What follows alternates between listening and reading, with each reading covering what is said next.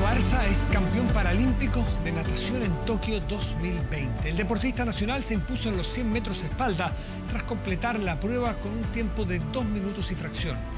Es la segunda presea dorada tras la conseguida por Cristian Valenzuela, como olvidarlo, en Londres 2012. La primera medalla de oro para Chile en los Juegos Paralímpicos que se están realizando en Japón llegó tras una prueba que Abarza disputó metro a metro con el brasileño Gabriel dos Santos, que al final de los primeros 50 metros se había puesto ya en delantera.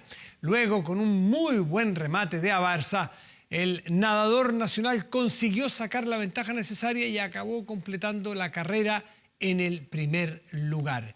Un tremendo orgullo por lo que ha logrado él, en primer lugar, todo su equipo, la Teletón que lo albergó desde chiquitito, a este hombre que tenía pocas esperanzas de vida, y miren los logros que tiene, son un tremendo ejemplo.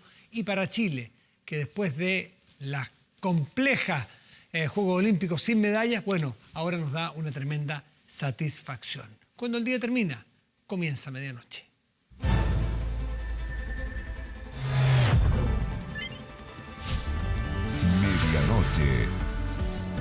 Nuestra invitada aquí está con mascarilla y además es la segunda autoridad de nuestro país, así que no podemos faltar porque nos pasaron parte. Jimena Rincón, presidenta del Senado, muy buenas noches, gracias por estar aquí esta noche. Muchas gracias, Matías.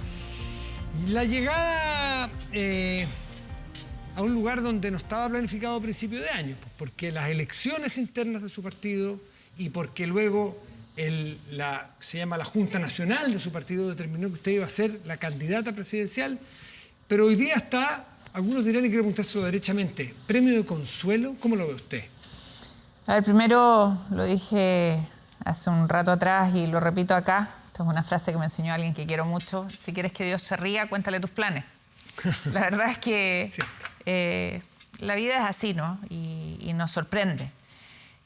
Había una planificación, un cronograma, una consulta a la ciudadanía abierta, más de 300 comunas participando, una resolución que fue pública, transparente y conocida. Y bueno, las cosas son como son, Matías. Hoy día tenemos una candidata presidencial electa en una consulta ciudadana de hace pocos días atrás.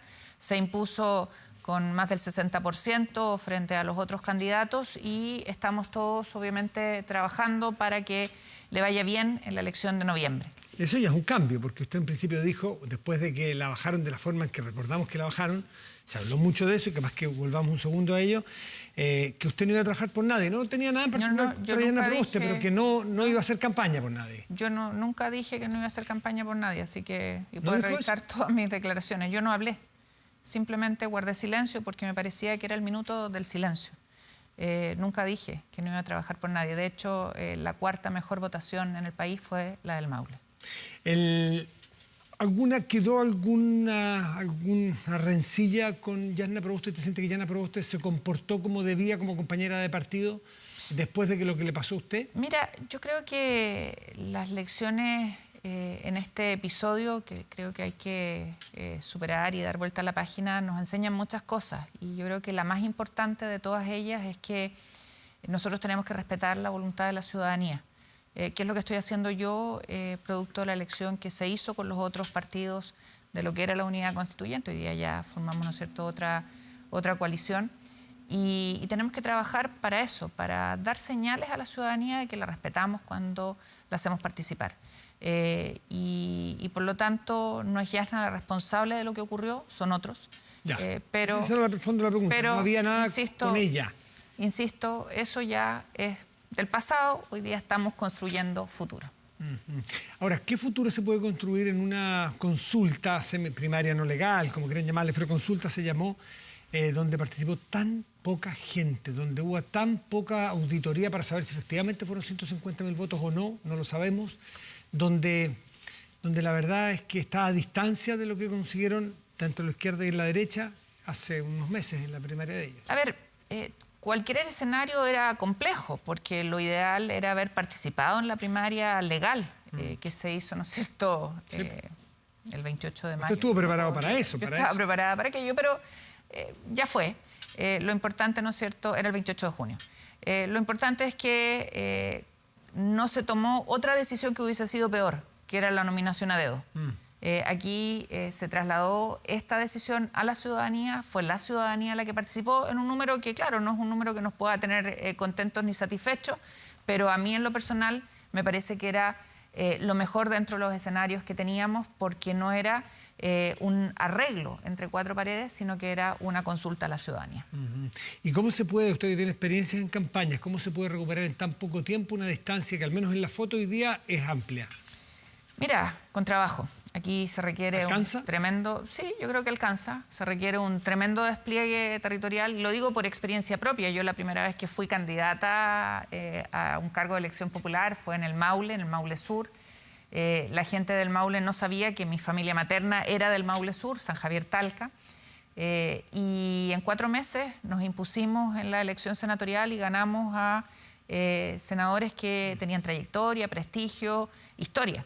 Por lo tanto, el tiempo no es necesariamente un inconveniente. Aquí lo que se necesita es convicción, coraje, despliegue, usar las redes sociales y obviamente tener un discurso que sea inclusivo, que sea transformador y que asuma con coraje los desafíos que el país nos está imponiendo. Parte de asumir con coraje es actuar de acuerdo a las convicciones, no solo las convicciones de los principios de larga data, sino que las convicciones de que, por ejemplo, hay políticas públicas malas. Y claro, populares pero malas. Y en esa disyuntiva están, por ejemplo, su candidata y otros candidatos respecto de ya cuarto retiro. Usted además conoce los temas técnicamente hablando porque es presidenta de la Comisión de Hacienda.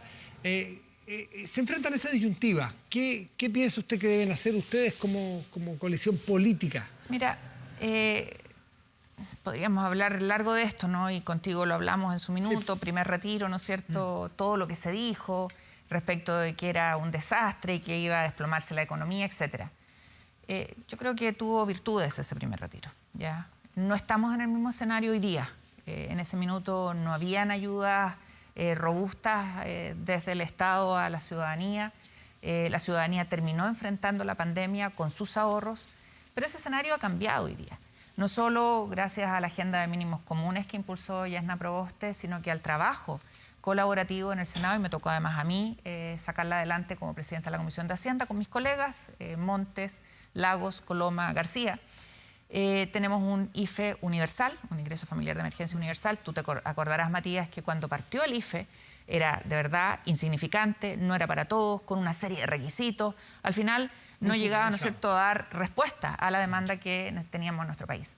Segundo, sacamos adelante también en la Comisión de Hacienda y dentro de esta agenda de mínimos comunes de la senadora Proboste, el bono PYME.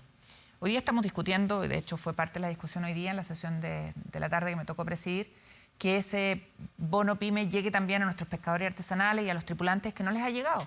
Y tenemos ahí una discusión con el Ejecutivo. Pero no basta eso. El IFE se termina ahora en septiembre, logramos que el gobierno entendiera que había que extenderlo. En noviembre se paga en diciembre. Exacto. El último. Y además puso encima de la mesa otra cosa que señalamos nosotros con mucha fuerza la semana pasada, y es un bono a la contratación, un incentivo a la contratación, porque necesitamos reactivar el país. El famoso ILE. No hay mayor dignidad, para los hombres y mujeres trabajadoras de nuestro país que la independencia, la posibilidad de autosustentarse. ¿Cómo se hace eso? Con trabajo remunerado, con trabajo decente. Y eso es parte de lo que el Estado, el gobierno, tiene que impulsar. Y estamos cojos ahí. Sí, pero decir que él al principio se dijo que los IFE iban a hacer un desplome de la economía y que eso no pasó. Los retiros. Los retiros, perdón. Dije, los retiros. Gracias. La economía muestra síntomas, no sé si de desplome, pero de una situación muy compleja. Por ejemplo, en inflación. Sí, por ejemplo, no sé en tasas de interés encareciendo. No sé si leías tú a Roberto Saller el día de hoy, que señalaba que no podía achacarse al retiro, al 10%. No solo el retiro. Exacto, la causa única y exclusiva, ¿no es cierto?, de la situación económica, entonces, de la inflación. Entonces, yo creo que volvemos nuevamente a el Estado. ¿Dónde está el rol del Estado, el rol del gobierno? Y ahí necesitamos, y va a ser parte de la discusión que vamos a tener hoy día. El rol de los políticos, de sabiendo que todos los técnicos, French Davis, que es el que Yasna Proboste más nombra, estaba también en mi equipo. Y se ha expresado completamente contrario por todas las situaciones macroeconómicas y complejas que vive, sobre todo para las clases medias y bajas, con un cuarto retiro y hay políticos que Por eso, tienen esa disyuntiva. ¿Se van a atrever a votar como con sus técnicos le dicen que correctamente hay que votar para evitar más pobreza? Mira, yo creo que esta discusión se va a trasladar, y estamos a puertas de enfrentar ya la discusión presupuestaria, se va a trasladar en el conjunto de medidas que el gobierno esté dispuesto a impulsar para entender que necesitamos una economía Pero con las que ya reactivada. hay, senadora, con las que ya ¿hay que votar a favor o en contra del cuarto retiro? Con las que ya hay que suplementarlas para dar un impulso real a la reactivación. Entonces quiere decir que si no hay suplemento hay que votar a favor. No, yo no estoy diciendo eso, porque además este cuarto retiro, y hay que decírselo a la ciudadanía, le va a alcanzar solo a algunos. Exactamente. Y a la inmensa mayoría los va a dejar fuera. Entonces tampoco podemos vender ilusiones. Y en eso hay que ser tremendamente transparentes. La gente a mí, Matías, me escribe hoy día por Twitter con mucho cariño por la elección de presidente del Senado, y muchos de los mensajes que hay es apruebe el cuarto retiro.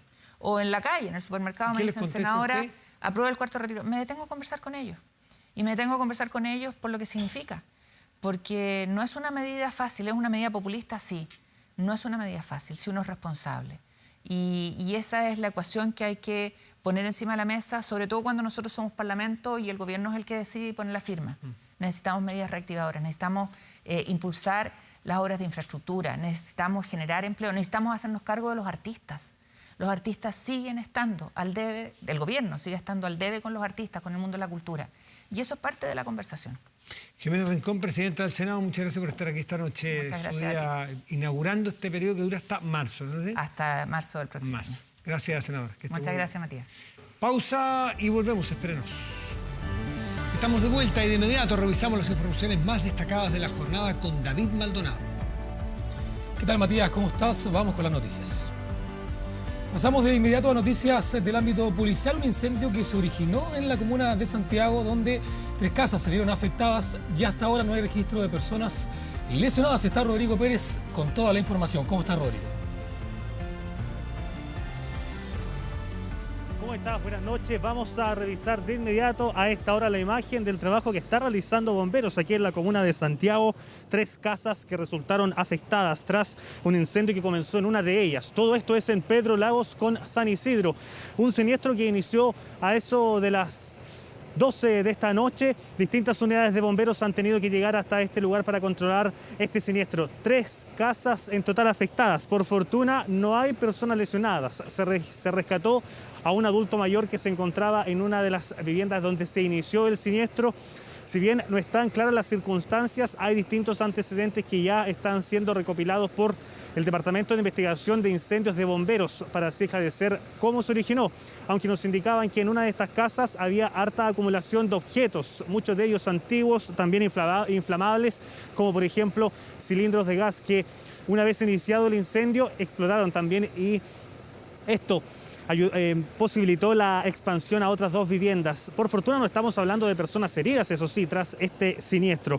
Han llegado cerca de 70 bomberos de 9 compañías del Cuerpo de Bomberos de Santiago. Ya se encuentra controlado y ahora se está realizando la remoción de escombros tras este incendio aquí en la comuna de Santiago. Vamos a revisar a continuación algunas declaraciones. Nosotros conversamos con bomberos, también un vecino nos explicó parte de los antecedentes en torno a esta situación. Y me paré y miré y vi el humo y me paré arriba de una silla y vi las llamas. Y ahí salí corriendo a avisar, a ver a quién le podía avisar porque no había nadie en la calle. El incendio está afectando a 3 propiedades con daños de diversa consideración cada una de las casas. La zona focal la tenemos detectada ya en una de las casas. La persona que habita esa casa fue rescatada por los vecinos ante la llegada de bomberos. No tenemos personas lesionadas y hasta el momento no hay bomberos lesionados.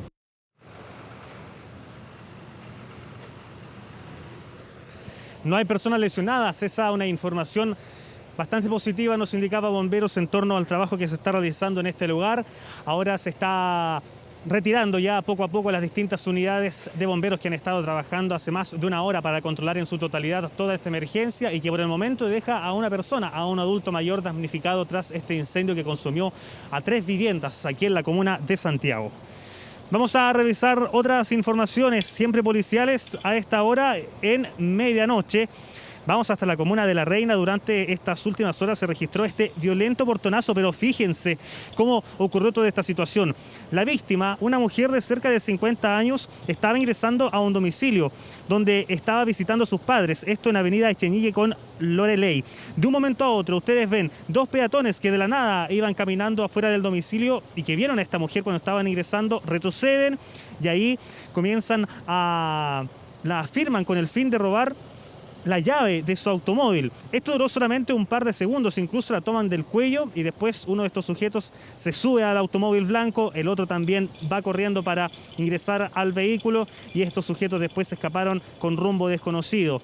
La mujer quedó muy afectada, le robaron las llaves del automóvil, su vehículo también. Se hizo la denuncia en primera instancia a Carabineros. La Policía de Investigaciones ha estado trabajando durante las últimas horas para así encontrar a estos sujetos. Hay una cámara de seguridad que justamente pertenece a esta vivienda y esa va a ser fundamental para identificar a estos sujetos que escaparon una vez que ocurrió todo este delito. La mujer no fue intimidada con armas de fuego, lo que se ha podido corroborar tanto en las imágenes como también en su propio testimonio. Pero estos sujetos la afirmaron, la agarraron con el fin de sacar su llave de sus pertenencias y así entonces escapar cuando estaba visitando a sus padres en este domicilio en la comuna de La Reina. Una situación captada entonces por esta cámara y nosotros tenemos algunas declaraciones en torno a esta situación ocurrida en las últimas horas en la comuna de La Reina, así que vamos a revisar de inmediato parte de esas declaraciones. Yo vivo con mis papás acá y mi hermana venía llegando a verlos, entonces se estacionó, bajó del auto, abrió la reja y en ese minuto ella sintió que la abordaron. Los sujetos empiezan a registrarla, fueron violentos, sí. La llave, le gritaban mucho y bueno, al conseguir su cometido la dejaron y se fueron y ella entró rápidamente al domicilio.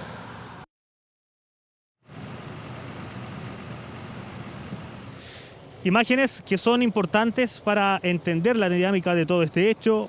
Claramente se puede ver a estos sujetos que de la nada van caminando afuera de la calle, ven a esta mujer que está ingresando a su domicilio posterior a estacionar el automóvil, van caminando de manera muy lenta estos sujetos y ahí después uno de ellos afirma del brazo a otro, le da la alerta para que sí vayan a asaltar a esta mujer, le arrebata a uno de ellos la llave, mientras otro la afirma también del cuello, una situación muy violenta para esta mujer. Estos sujetos después se escaparon con rumbo desconocido en el automóvil blanco que pertenece a la víctima, se está buscando a estos sujetos, no están detenidos y es por eso que la PDI está trabajando para así encontrarlos y detenerlos.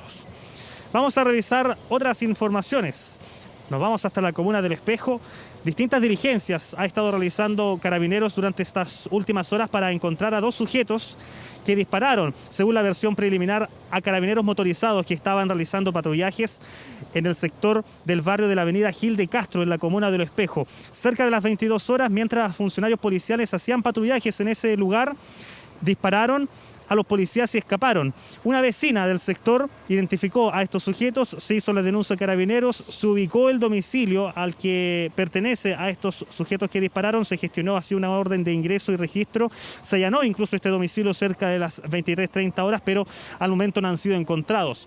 Sin embargo, se pudo encontrar droga al interior de este domicilio y se estuvo realizando un importante operativo policial en ese sector con el fin de encontrar y detener a estos sujetos. Por el momento no hay personas detenidas, pero Carabineros indicó que han estado trabajando durante estas últimas horas para así encontrar a estos sujetos y ver si es que hay personas lesionadas también en torno a estos disparos que fueron percutados por este grupo de sujetos, según la información preliminar, a los funcionarios policiales durante estas últimas horas en la comuna de Lo Espejo.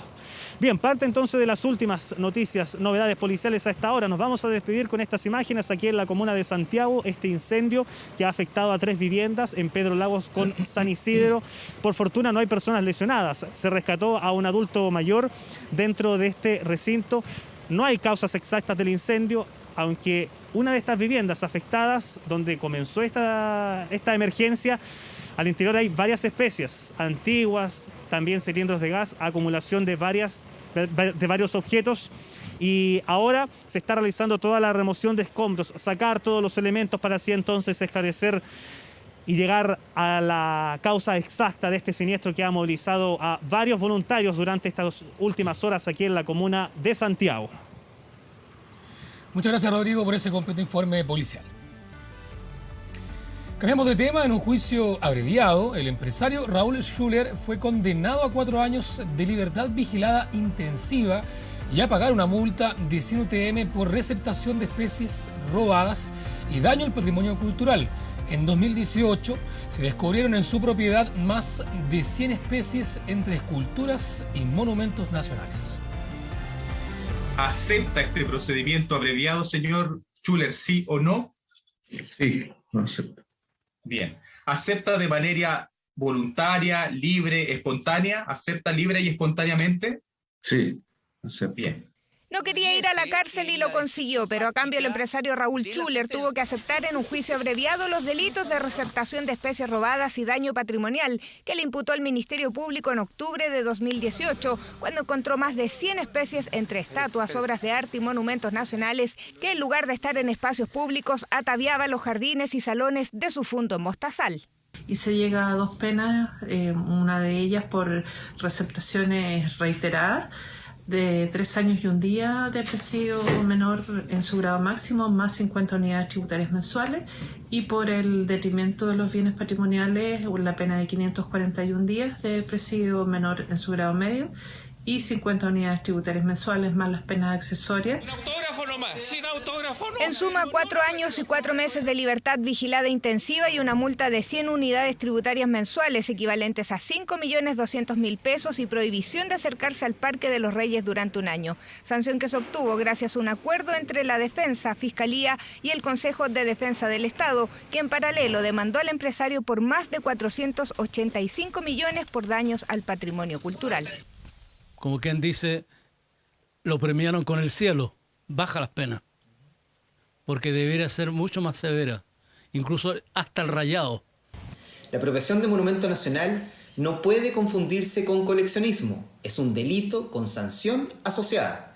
Sin embargo, es importante avanzar en la Ley de Patrimonio que se encuentra en el Congreso, la cual establece varias medidas para luchar contra este flagelo, aumentando considerablemente las multas y sanciones por estos casos.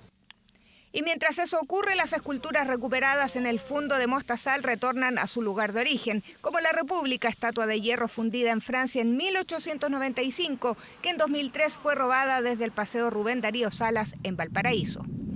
Algunas de ellas, como las esculturas de la República y Polimnia, ya volvieron a su lugar de origen y el resto están bajo resguardo de la Videma.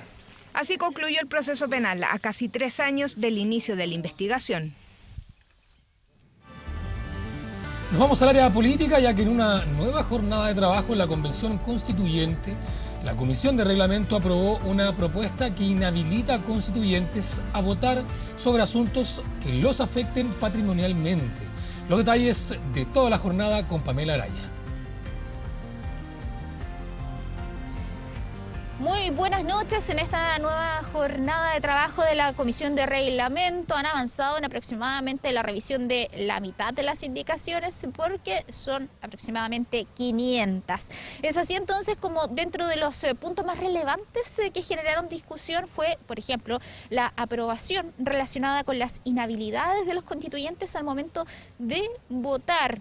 Esto a propósito de si tienen algún conflicto de interés que ellos tengan declarado o que bien lo hayan mencionado, porque esto no solamente tiene que ver con el constituyente, sino también tendrían que habilitarse aquellos que tienen, por ejemplo, que sus familiares hasta el 4º grado de consanguinidad tengan algún conflicto de interés con lo que se está viendo ahí, y también con un 3er grado de afinidad. Un ejemplo, un cuñado. Es así como además se suma que quienes tienen que inhabilitarse son aquellos que tienen participación en distintos tipos de sociedades y cuya participación sea del 30% o bien de 50 UTM.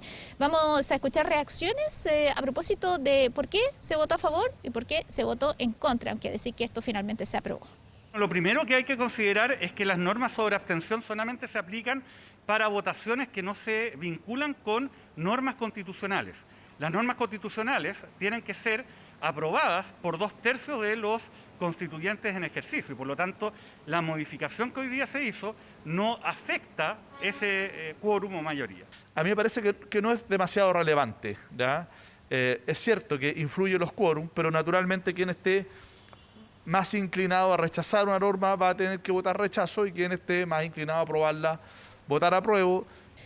Y otro de los temas que también generó bastante debate, pero que también se aprobó, tiene que ver con la votación adentro de las subcomisiones, comisiones y también el Pleno cuando no se trate de normas constitucionales, es decir, cuando no implique la redacción de la nueva Carta Magna. ¿Qué pasa con eso? Pues bien, todas aquellas personas que se abstengan de votar van a ser consideradas como ausentes en la sala, como que no hayan votado. Ahora, ¿por qué esto es relevante? Porque en esta misma indicación, además, se le dio luz verde a que cuando se tenga que votar, insisto, no las normas constitucionales, sino que cualquier otra materia, se va a considerar solamente a los presentes en la sala, presentes y votantes. Por lo tanto, se consideraría que aquellos que se abstienen en realidad no están. Y esto afectaría, por supuesto, por ejemplo, si se vota algo por mayoría o no, porque ellos no van a ser considerados en lo que se llamaría este quórum que se necesita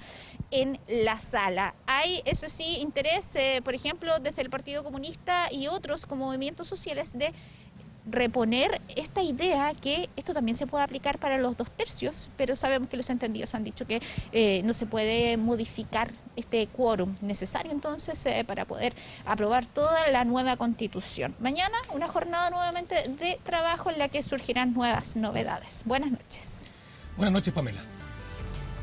Y finalmente, y tras 7 años de investigación, Marco Enrique Sominami fue absuelto por el delito de fraude de subvenciones en el llamado caso OAS. La Fiscalía había investigado a Enrique Sominami por presuntas irregularidades en la rendición de gastos en su campaña presidencial del año 2013. El tribunal consideró que existieron imprecisiones y falta de elementos de corroboración. Durante la audiencia, eso sí, se declaró culpable por delitos tributarios a Christian Warner, ex asesor de Enrique Sominami. Su sentencia se conocerá el 20 de septiembre.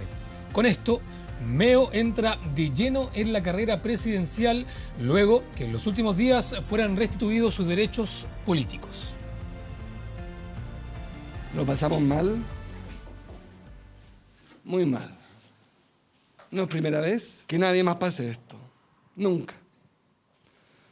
Saludo a Christian Warner, que va a ganar en los tribunales superiores. Está pendiente.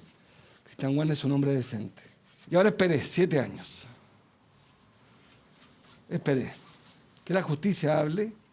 El fallo fue contundente. Son hechos autónomos. El fallo fue contundente. Hubo imprecisiones, falta de rigor. Afirmo que hubo sesgo. ¿La justicia es o no es? Hoy la justicia habló. Y el Consejo para la Transparencia decidió otorgarle 5 días libres extras de desconexión a sus empleados que acusan altos niveles de estrés, sin que sean desconectados ni descontados de sus sueldos. El inédito beneficio fue cuestionado por la Contraloría General de la República. La decisión se tomó a mediados de julio y entregó una semana de descanso a los 146 funcionarios del Consejo para la Transparencia.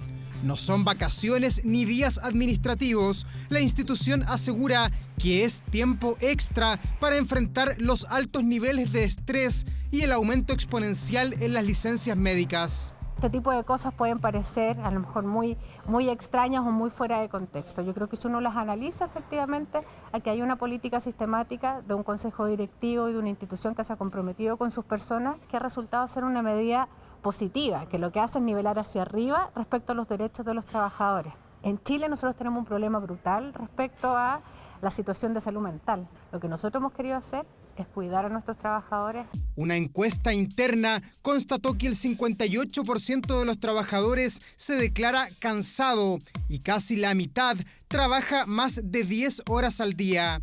Además, este año se han presentado 85 licencias médicas, un 18% más que en el 2020. El Consejo para la Transparencia hace bien en premiar a sus trabajadores cuando estos cumplen las metas que se han establecido.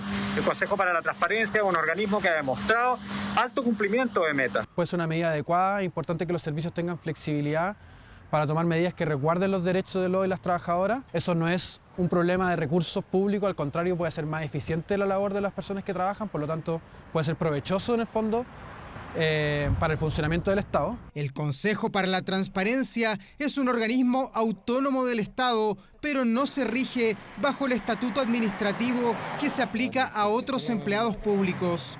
Los regula el Código del Trabajo y eso permitiría otorgar este beneficio. No me parece que no haya sido una falta, digamos, en ese sentido. Además, nuestras actas son públicas. Dentro de las facultades que tiene el Consejo, nosotros teníamos la posibilidad de hacer esto, ¿no? Insisto, nosotros no hemos dejado de hacer nuestra tarea. Creo que la Contraloría acá tiene que pronunciarse. Los servicios no son autónomos para establecer mayores vacaciones o permisos. Creo que hay un tema ahí de cómo se otorga un beneficio de esa naturaleza sin tener una ley que lo respalde. En horas de esta tarde, la Contraloría General de la República decidió verificar los alcances de este inédito beneficio. Pidió al Consejo de la Transparencia que dentro de 10 días entregue un informe detallado sobre la normativa que se habría aplicado para entregarle esta semana de desconexión a sus empleados. Cambiamos de tema. ¿Cómo será su celebración de fiestas patrias? Acabo de contar y son 22 días los que faltan. Si está pensando quedarse en casa, pero de todas maneras juntarse con familia o amigos, hay varias recomendaciones que deben seguir. Por ejemplo, ¿se podrán usar los espacios comunes de los edificios? ¿O cuál es el aforo permitido? Lo vemos todo en la siguiente nota.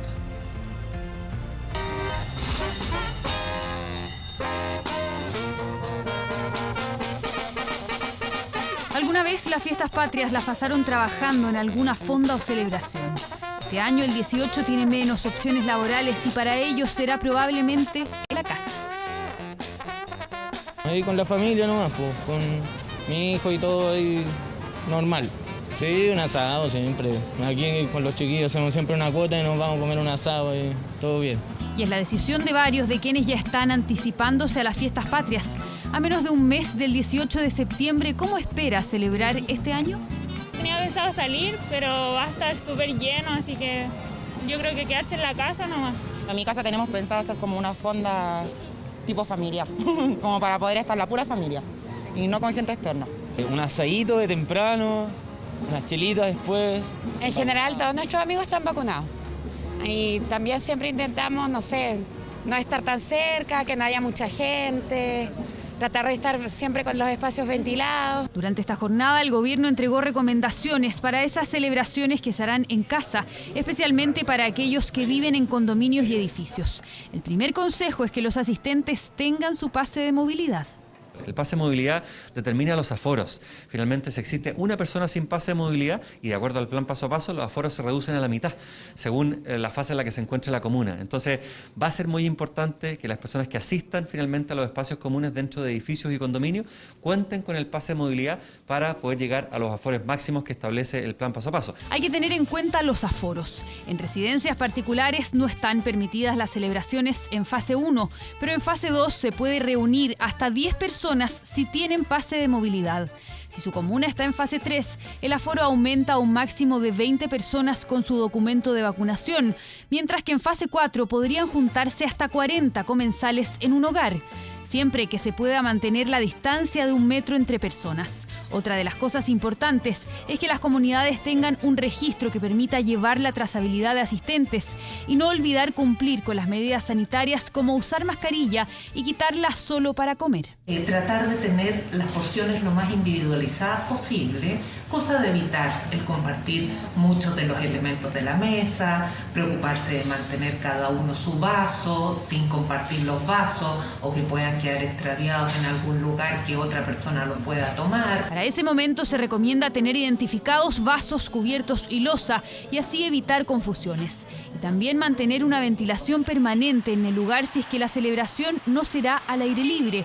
La pregunta que surge es si los condominios y edificios podrán limitar el acceso o pedir el pase de movilidad para utilizar los espacios comunes. Tiene que llegar siempre a un consenso. Eso va de la mano con el comité y con el administrador de la comunidad. Hacemos un llamado a los residentes de condominios y edificios a celebrar las fiestas patrias respetando los aforos indicados por el MinSal. Tendrá entonces que haber acuerdos comunes entre los residentes y se aconseja que esas reglas estén siempre a la vista para así evitar los malos entendidos. Se debe limpiar y sanitizar el lugar antes y después de la celebración. Y un detalle que no se puede olvidar, la música y la fiesta deben terminar en un horario que permita respetar el toque de queda de su región.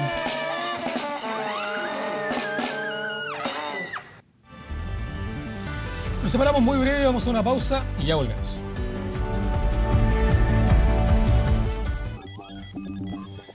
Volvemos con noticias del mundo. Aceleran proceso de evacuación de afganos desde el aeropuerto de Kabul a menos de una semana del retiro total de tropas. Los líderes del G7 no extenderán el plazo para sacar a sus tropas más allá del 31 de agosto, fecha previamente acordada entre los talibanes y el gobierno de Joe Biden. Cientos de civiles esperan afuera del aeropuerto por la oportunidad de salir del país, donde ya son más de 83.000 personas las que han salido desde que los talibanes tomaron el poder. Reportes desde la capital afgana dan cuenta que algunos militares de Estados Unidos ya han comenzado la retirada ante la fase final de los esfuerzos de evacuación. Algunos países, por ejemplo, como Francia, ya comienzan a anunciar el término de sus misiones. Desde Alemania esperan seguir con los trabajos de evacuación hasta el último momento. Escuchemos declaraciones. Continuaremos la operación de evacuación durante el mayor tiempo posible, para que también sea posible que los afganos que trabajaron con nosotros por la seguridad, la libertad, el Estado de Derecho y el desarrollo abandonen el país. Y el Ministerio de Salud de Brasil anunció que comenzará a distribuir vacunas para ser aplicadas como dosis de refuerzo. A partir del 15 de septiembre, quienes tengan más de 70 años y hayan completado su pauta de vacunación hace más de 6 meses podrán acceder a esta dosis. Además de este anuncio, la medida también contempla reducir el intervalo entre las dosis de Pfizer y AstraZeneca, pasando de las actuales 12 semanas entre cada dosis a 8. Brasil es uno de los países más afectados por la pandemia junto a Estados Unidos e India. Hasta el momento, poco más de 26% de los casi 212 millones de habitantes del país han completado la pauta de inmunización.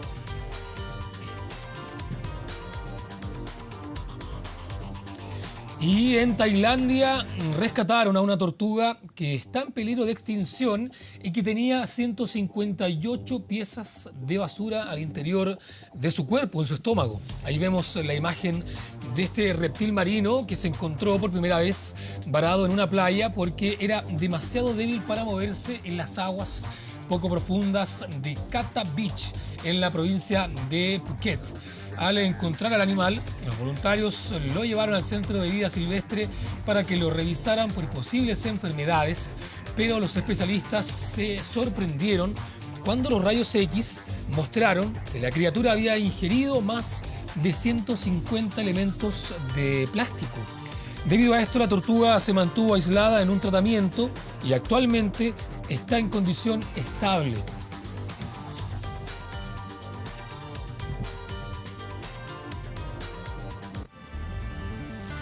Bueno, y con esa lamentable noticia de esta pequeña tortuga, dejamos hasta aquí el bloque informativo de medianoche. Volvemos contigo, Matías.